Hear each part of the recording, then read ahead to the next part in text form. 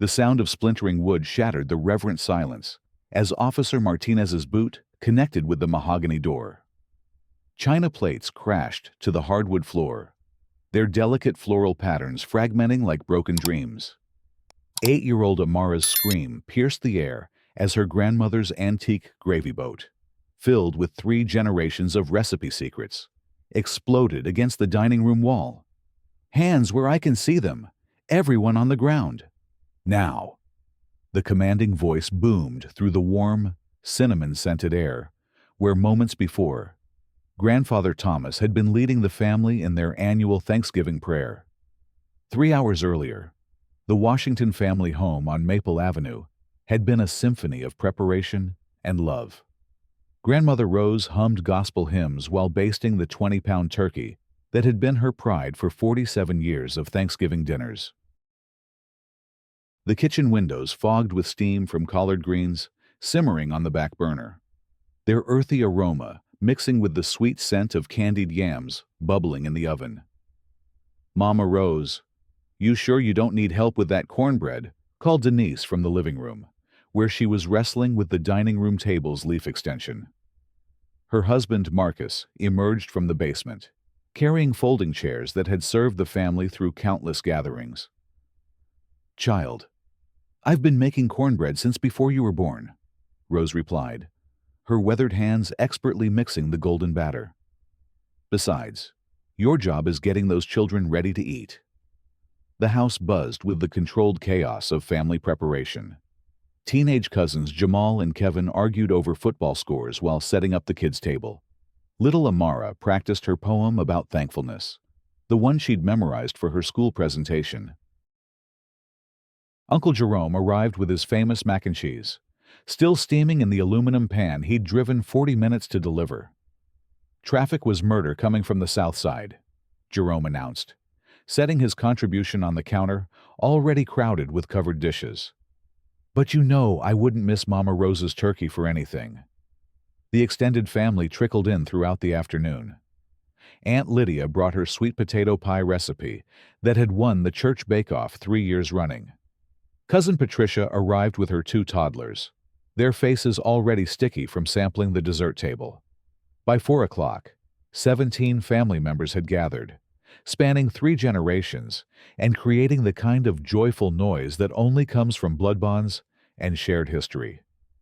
From her second-floor bedroom window at 247 Maple Avenue, Karen Hendricks watched the gathering with increasing irritation. She'd moved to this quiet suburban neighborhood specifically to avoid such disturbances. The sound of children laughing in the backyard grated against her nerves like fingernails on chalkboard. The sight of multiple cars parked along the street offended her sense of order.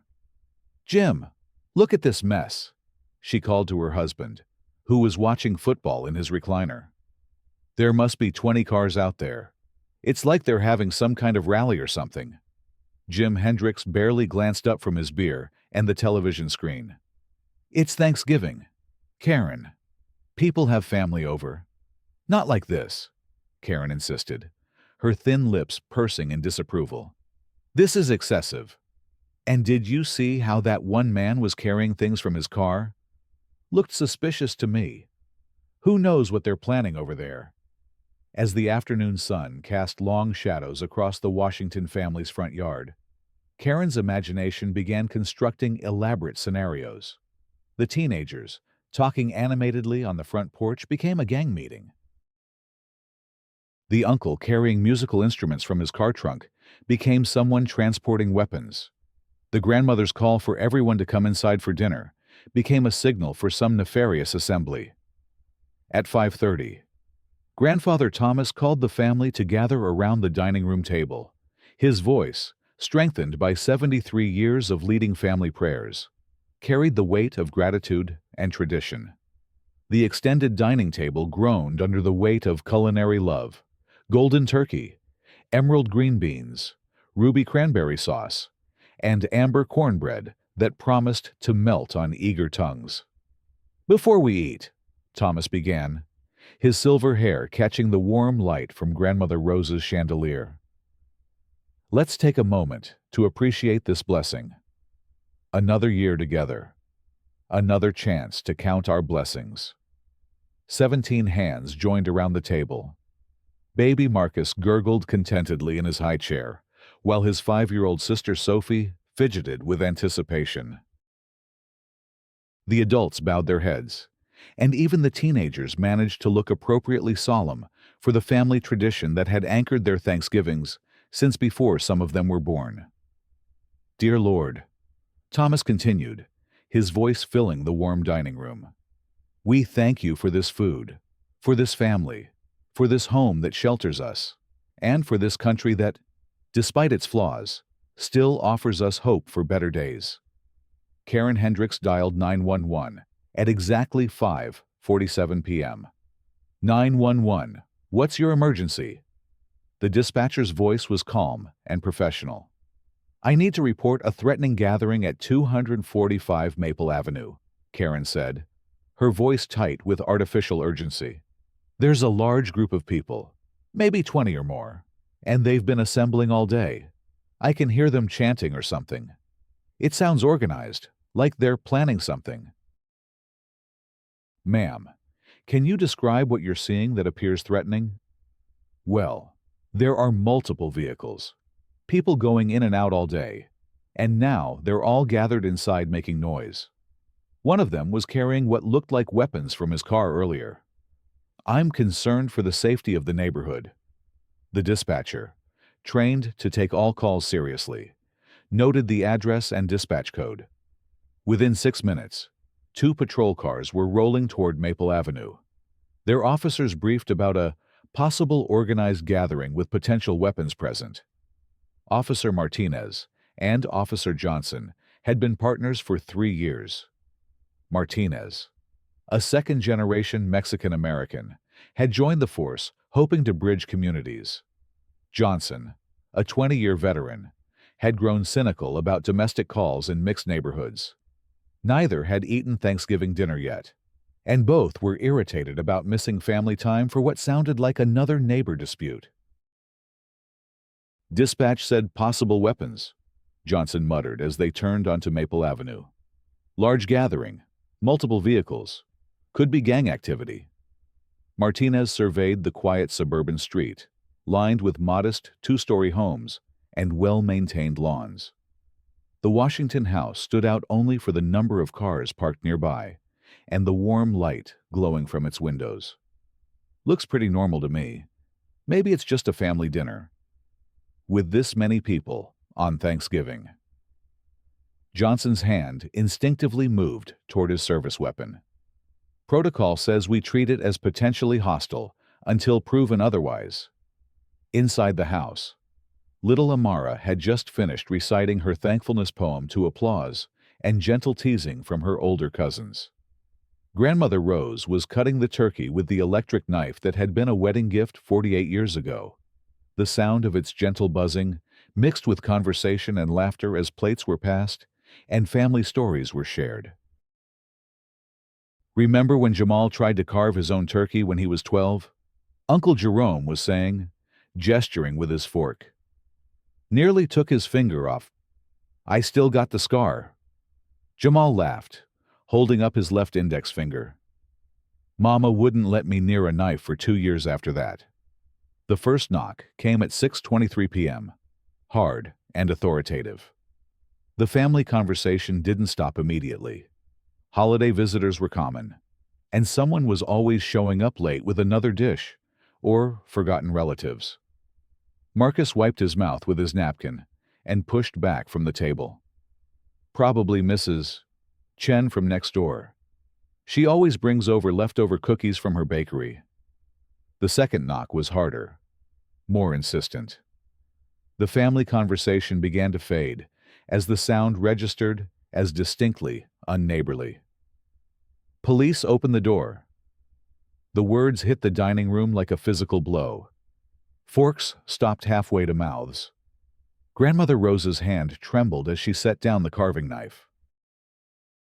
Grandfather Thomas looked toward the front door with the expression of a man who had seen enough of American history to understand that police at the door rarely meant good news for families who looked like his. Marcus, Go see what they want, Denise whispered, her voice tight with sudden fear. Keep your hands visible. Don't make any sudden movements. Marcus approached the front door with the careful deliberation of a man who had been taught since childhood how to interact with law enforcement. His movements were slow, predictable, non-threatening.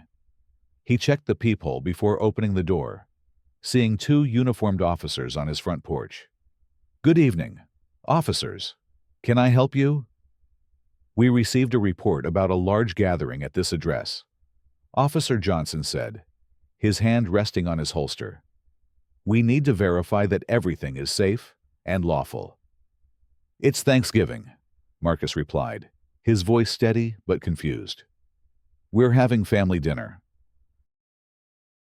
"Is there a problem?" "Sir, we're going to need you to step outside so we can verify the nature of this gathering. We have reports of potential weapons and organized activity." From the dining room, the family could hear the conversation escalating. Aunt Lydia quietly moved the children away from the windows. Cousin Patricia gathered her toddlers close. Uncle Jerome, a veteran who had served 2 tours in Afghanistan, recognized the tone in the officers' voices and began mentally cataloging exit routes. "Officers, with all due respect, this is my home, and we're having a private family dinner," Marcus said, his voice remaining calm despite the adrenaline surging through his system. "I'm happy to show you identification, but I don't understand what law we might be breaking. Sir, step outside now, or we'll be forced to enter the premises to ensure public safety." The ultimatum hung in the air like smoke from a fire that was about to consume everything in its path. Marcus looked back toward his family, seated around the table laden with food and love, and made the decision that he would regret for months afterward. "I'm going to need to see a warrant before you enter my home." Officer Johnson's expression hardened. "Sir, you're being uncooperative with a lawful investigation. We have reasonable suspicion of illegal activity." "What illegal activity?" "Eating turkey." The question, asked with the weary exasperation of a man whose Thanksgiving dinner was getting cold, apparently struck Officer Johnson as defiant resistance. His radio crackled as he called for backup, reporting an uncooperative subject and possible resistance. Within 4 minutes, 2 additional patrol cars arrived. The quiet suburban street suddenly blazed with red and blue lights that reflected off windows and threw dancing shadows across perfectly manicured lawns. Neighbors began emerging from their homes, drawn by the commotion that had shattered their holiday evening. Inside the house, panic was setting in. Grandmother Rose clutched her chest, her heart medication forgotten upstairs in her purse.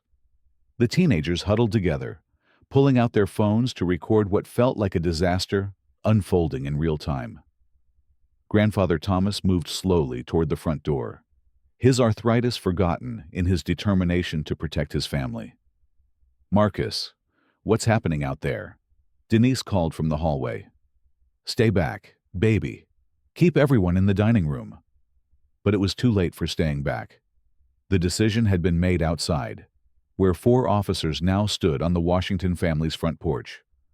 Officer Johnson, his patience exhausted and his authority challenged, made the call that would change 17 lives forever.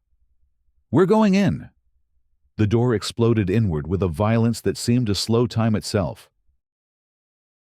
Wood splinters flew like shrapnel as Officer Martinez's boot connected with the mahogany that Marcus's grandfather had installed 60 years ago.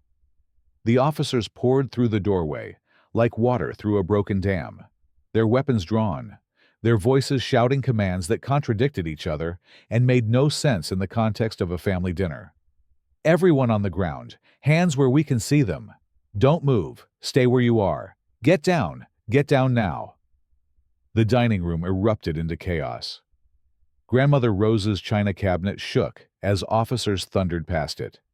The antique gravy boat, filled with giblet gravy that had been simmering since morning, slipped from her trembling hands and shattered against the wall, leaving a brown stain that would never fully wash out. 8-year-old Amara screamed as strange men with guns invaded her safe space. Her cry was raw and primal, the sound of childhood innocence being murdered in real time. Cousin Patricia's toddlers began wailing, their young minds unable to process the transformation of their cozy dinner into a war zone. "Please, there are children here," Denise shouted, placing herself between the officers and her daughter. "We're just having dinner." Officer Johnson's response was to grab Marcus by the shoulder and slam him face first against the living room wall. The impact sent a family photo crashing to the floor, its glass face shattering to reveal the smiling faces of 4 generations gathered at last year's reunion. "You have the right to remain silent," Johnson began, pulling Marcus's arms behind his back with unnecessary force. The plastic zip ties cut into his wrists as his family watched in horror. Uncle Jerome, his military training overriding his shock, tried to maintain calm. "Officers, please. We're veterans here. We're family. This is our Thanksgiving dinner. Sir, step away from the table and put your hands behind your head." "I'm reaching for my wallet to show you my military ID," Jerome said slowly, his hands moving with deliberate caution. "He's going for something," Officer Martinez shouted, his weapon trained on Jerome's chest. Time crystallized into a moment of pure terror. Jerome froze with his hand halfway to his back pocket. 17 pairs of eyes focused on the barrel of Martinez's service weapon. In the sudden silence, the only sound was the gentle bubbling of candied yams in the oven and the whimpering of traumatized children. "It's my wallet," Jerome said quietly. "Military ID. I served 2 tours in Afghanistan." The standoff lasted 15 seconds that felt like 15 hours. Finally, Officer Martinez lowered his weapon slightly, allowing Jerome to slowly extract his wallet and show his veteran's identification. But the damage was done. The sacred space of family gathering had been violated by the specter of violence and death. As Marcus was led toward the door in zip ties, his wife Denise began recording with her phone. Her hands shook, but her voice remained steady as she documented the destruction of her Thanksgiving dinner and the arrest of her husband for the crime of hosting his family. "My name is Denise Washington. It's November 26th, Thanksgiving Day. The police have broken into our home and arrested my husband for having dinner with his family." Officer Johnson turned toward her, his expression dark. "Ma'am, put the phone away or you'll be arrested for obstruction. This is our home. We have the right to record what's happening to us." But constitutional rights seemed to have little weight in the Washington dining room that evening. Officer Johnson moved toward Denise with clear intent to confiscate her phone, when a voice from the back door made everyone freeze. "What in God's name is going on here? Mrs. Chen," the elderly neighbor who owned the bakery downtown, stood in the kitchen doorway holding a plate of leftover cookies. She had used her spare key, given to her years ago when she and Rose had agreed to look after each other's homes during vacations. "Ma'am, this is a police operation. You need to leave immediately," Officer Martinez commanded. Mrs. Chen, 74 years old and unimpressed by authority figures, looked around the destroyed dining room with the sharp eyes of someone who had seen enough of life to recognize injustice when it was being served alongside turkey and stuffing. "Police operation," she repeated, her voice carrying the steel of someone who had survived the Cultural Revolution and was not easily intimidated. "This is Rose Washington's dining room on Thanksgiving Day. These people are her family. What crime have they committed eating dinner?" Her question hung in the air like incense from a prayer that demanded an answer. Officer Johnson, suddenly aware that a witness had arrived, who had not been part of the original call, began to recalculate the situation. "We received reports of a threatening gathering with possible weapons." Mrs. Chen's laugh was sharp and cutting. "Weapons. The only weapons I see are the ones you brought into this home. She gestured toward the shattered gravy boat, the overturned chairs, the crying children. Rose Washington makes the best cornbread in 3 counties. Her family comes every Thanksgiving. They've been doing this for 20 years. As if summoned by Mrs. Chen's testimony, more neighbors began appearing. Mr. Rodriguez from across the street had heard the commotion and called his brother-in-law, a civil rights attorney. The Johnsons from next door, an elderly white couple who had watched the Washington children grow up, stood on their front porch with expressions of growing outrage. Within 20 minutes, a small crowd had gathered on Maple Avenue. Their presence created something the officers hadn't anticipated: accountability. Suddenly, their actions were being witnessed by people who knew the Washington family, who could testify to their character, who would remember this night long after the paperwork was filed. Thomas Rodriguez, the civil rights attorney, arrived as Officer Johnson was attempting to justify the continued detention of Marcus Washington. His professional demeanor and the words "constitutional violation" changed the atmosphere faster than a cold front moving through a summer day. Officers, I'm Attorney Thomas Rodriguez. I'm representing the Washington family. I need to see the warrant that authorized this entry into their home. We don't need a warrant. We had reasonable suspicion of illegal activity. Based on what evidence? A family dinner.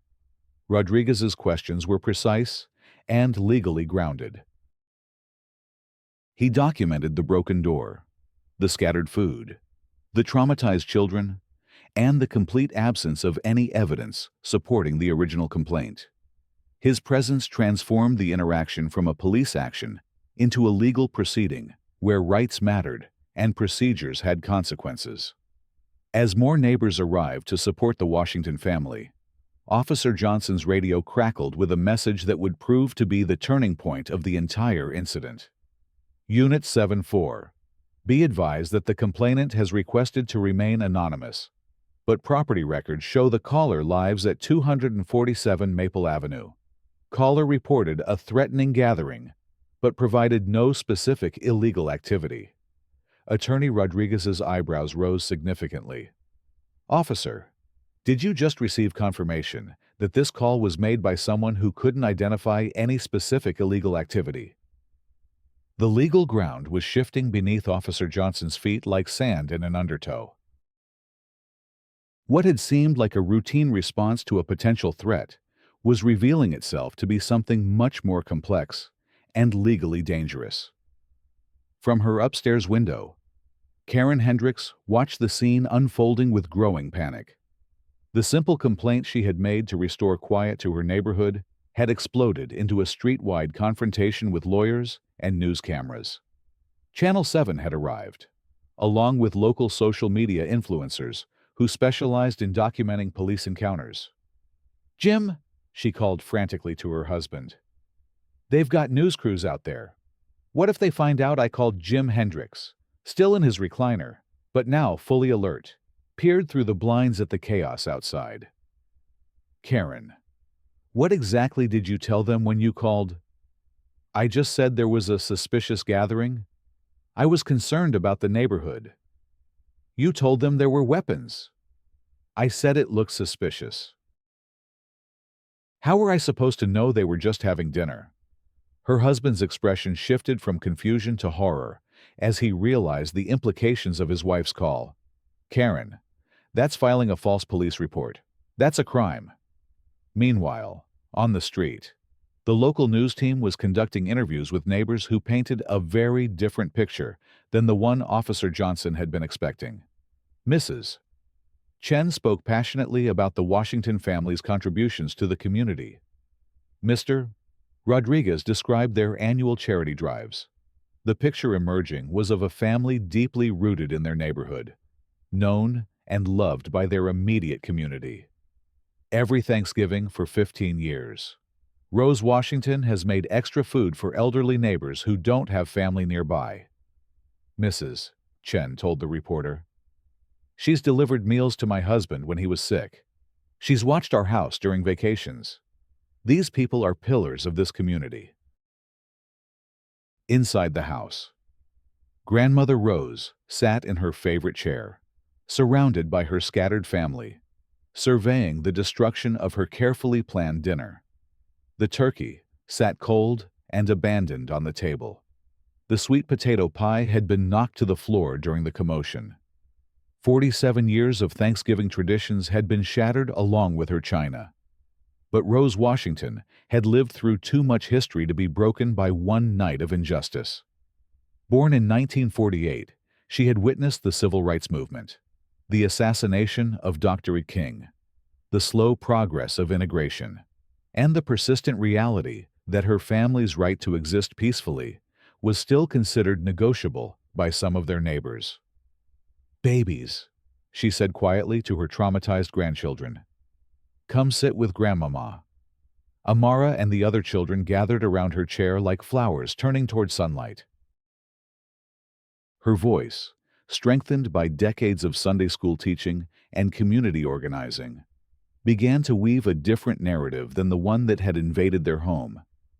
"What happened here tonight was wrong," she told them, her words clear and calm. "But wrong doesn't win in the end. Truth wins. Love wins. Family wins." Outside, the confrontation between Attorney Rodriguez and the police officers was reaching its conclusion.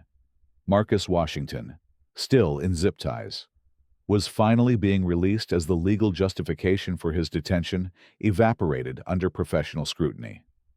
"Mr. Washington, I'm going to recommend that charges be filed against the person who made this false report," Rodriguez announced loud enough for the news cameras to record.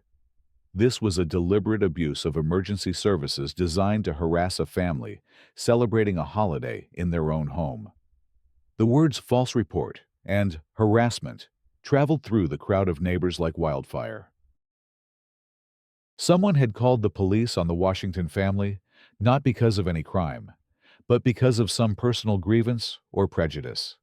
The violation felt personal to every family on the street who had ever hosted relatives or celebrated loudly enough to be heard by neighbors. Channel 7's reporter, Maria Santos, recognized the broader story that was unfolding. This wasn't just about one family's disrupted dinner. It was about the weaponization of police services against communities of color, the presumption of criminality based on gathering patterns, and the ongoing struggle for Black families to exist peacefully in integrated neighborhoods. I'm standing here on Maple Avenue, where a family's Thanksgiving dinner was interrupted by police responding to what appears to be a false report, she announced to her television audience.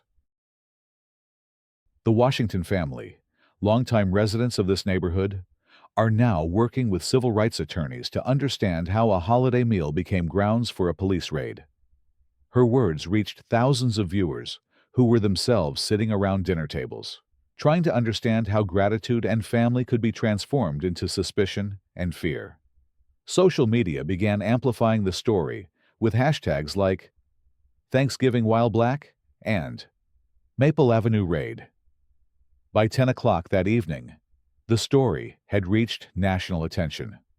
Video of officers entering the Washington home while family members sat around their dinner table became a viral symbol of everyday racism disguised as law enforcement. The image of 8-year-old Amara crying as armed officers destroyed her grandmother's carefully prepared meal struck a nerve with viewers across the country. Karen Hendricks, watching the news coverage from her bedroom with growing horror, realized that her attempt to restore quiet to her evening had instead brought national attention to her street. Reporters were knocking on doors, asking neighbors about the anonymous complaint that had triggered the police response. "Mrs. Henderson, did you witness the incident at the Washington residence?" a reporter asked when she finally answered her door the next morning. "It's Hendricks," she corrected automatically, then realized her mistake. By correcting the name, she had confirmed her identity as a neighbor who might have witnessed the events. The reporter's eyes sharpened with interest. "Mrs. Hendricks, what can you tell us about the Washington family? Have you had any interactions with them that might explain last night's police response? The question hung in the air like a trap waiting to spring. Karen realized that any answer she gave would either reveal her as the caller or position her as a character witness for the family she had reported. Either path led to consequences she wasn't prepared to face. "No comment," she said, closing the door. But investigative journalism has its own momentum. Within 48 hours, local reporters had obtained copies of the 911 call through public records requests. Karen's voice, tight with artificial urgency, was broadcast across local news stations as she described a threatening gathering and possible weapons that turned out to be a grandmother's turkey and a grandfather's dinner prayer. The reaction was swift and comprehensive. The city council called an emergency session to address the incident. Civil rights organizations announced investigations into the police department's response procedures. Legal experts began discussing the case as an example of how implicit bias could transform routine police calls into constitutional violations. Most significantly for Karen Hendricks, the district attorney's office announced that charges would be filed for filing a false police report, a misdemeanor that carried potential jail time and financial penalties. The Washington family, meanwhile, was trying to process the trauma while also becoming accidental spokespeople for a larger movement. Their story had resonated with families across the country who had experienced similar incidents of harassment disguised as law enforcement. "We just wanted to have dinner with our family," Marcus told reporters gathered on his front lawn. "We never imagined that eating turkey in our own home would be considered a threatening activity." Grandmother Rose, her dignity intact despite the destruction of her dinner, became the moral center of the story. Her response to the incident, measured and profound, offered a framework for understanding not just what had happened, but what it meant for the broader community. "For 47 years, I've made Thanksgiving dinner for my family," she told Maria Santos during a follow-up interview. "Through good times and hard times, through joy and sorrow, we've gathered around this table to count our blessings." What happened Thursday night was an attack on more than just our dinner. It was an attack on the idea that families like ours deserve to exist peacefully in our own homes. Her words provided a spiritual framework for understanding the incident that transcended legal arguments and political positions. This was about the fundamental right of families to gather, to celebrate, to exist, without having their humanity questioned by suspicious neighbors. The city council meeting, held the following Tuesday, drew hundreds of community members who demanded accountability not just for the false report, but for the police response that had treated a family dinner as a potential criminal gathering. The chambers overflowed with residents who had been shaken by the realization that their own holiday celebrations could be interpreted as threats by the wrong neighbor. "We need to examine why officers responded to a report of a large gathering with weapons drawn and forced entry," Council member Patricia Gonzalez stated during her opening remarks. "Family dinners are not inherently suspicious, regardless of who's hosting them or how many people attend." Police Chief Robert Hayes, under pressure from both community activists and city officials, announced immediate changes to department protocols. Officers would now be required to make visual contact with alleged disturbances before requesting entry to private residences. Anonymous complaints about suspicious gatherings would require specific descriptions of alleged illegal activity before prompting armed responses. The events of Thanksgiving evening represent a failure of both judgment and procedure. Chief Hayes announced, "We are implementing immediate reforms to ensure that constitutional rights are protected during emergency responses." But policy changes, while important, couldn't undo the trauma that 17 family members had experienced. 8-year-old Amara began having nightmares about men with guns invading her safe spaces. The teenagers, who had recorded portions of the incident, struggled with the viral fame that had transformed their family's worst night into social media content. Grandmother Rose's response was characteristically practical and forward-looking. Rather than dwelling on the injustice they had suffered, she began organizing community dinners designed to bring neighbors together across racial and cultural lines. The person who called police on us was afraid of something they didn't understand. She explained to volunteers who were helping plan the first community dinner. Fear grows in isolation. It shrinks when people get to know each other. Her first community unity dinner was held 3 weeks after the incident, in the same dining room where officers had destroyed her Thanksgiving meal. This time, the table extended beyond her family to include Mrs. Chen, the Rodriguez family, the Johnsons from next door, and dozens of neighbors who had been moved by her example of grace under pressure. The legal consequences for Karen Hendricks unfolded over the following months. Her conviction for filing a false police report resulted in community service, a fine, and a permanent criminal record. But perhaps more significantly, she became a symbol of how racial prejudice disguised as concern for safety could destroy community trust and traumatize innocent families. The civil lawsuit filed by the Washington family against both Karen Hendricks and the city resulted in a settlement that included financial compensation, but more importantly, funding for community relations programs and police sensitivity training.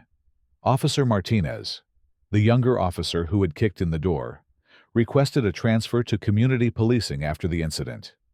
His experience that night had shaken his confidence in his own judgment and made him determined to rebuild trust between law enforcement and the communities they served. "I became a police officer to protect families like the Washingtons," he told his supervisors during his transfer request. "Instead, I traumatized them. I need to find a way to serve that builds community rather than destroying it." Officer Johnson, the veteran officer who had made the decision to force entry, took early retirement rather than face disciplinary proceedings. His 20-year career ended with the recognition that his approach to policing had become part of the problem rather than part of the solution. 6 months after the incident, Maple Avenue had been transformed. Grandmother Rose's community dinners had become monthly events that drew families from across the city. The street that had once been divided by suspicion and fear had become a model for how neighbors could support each other across racial and cultural lines. The Washington family's story had rippled outward in ways they never could have anticipated. Their experience became part of police training programs across the country, teaching officers to distinguish between actual threats and cultural differences. Their example of responding to injustice with community building rather than bitterness inspired similar programs in dozens of cities. On Thanksgiving Day, exactly 1 year after the incident, the Washington family again gathered around Grandmother Rose's dining room table. This time, the table was larger. The family was joined by neighbors who had become friends, and the dinner included dishes from a dozen different cultural traditions. As Grandfather Thomas prepared to lead the prayer, he looked around the crowded room with eyes that had seen both the worst and best of human nature within the span of a single year. "Last year, someone tried to turn our gratitude into fear," he said, his voice carrying the wisdom of lived experience and hard-won hope. "They failed.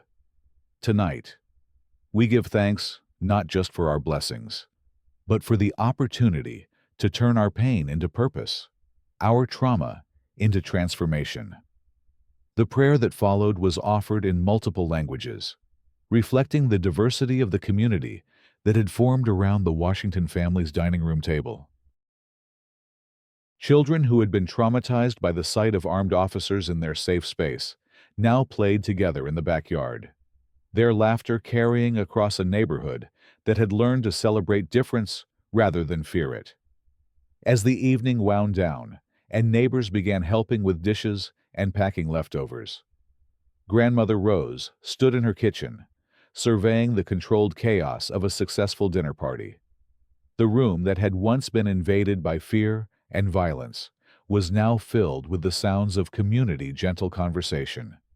Children's laughter, the clink of dishes being washed by volunteers who had stayed to help. Mrs. Chen, now a regular fixture at the Washington family gatherings, approached Rose with a covered dish. "For your breakfast tomorrow," she said, her voice warm with affection. "Leftover turkey makes the best congee." Rose accepted the gift with the gratitude of someone who understood that healing happens one relationship at a time, one shared meal at a time, one act of kindness at a time. "Next month, you'll have to teach me how to make that," Rose replied. "Our children should know how to cook for all their neighbors."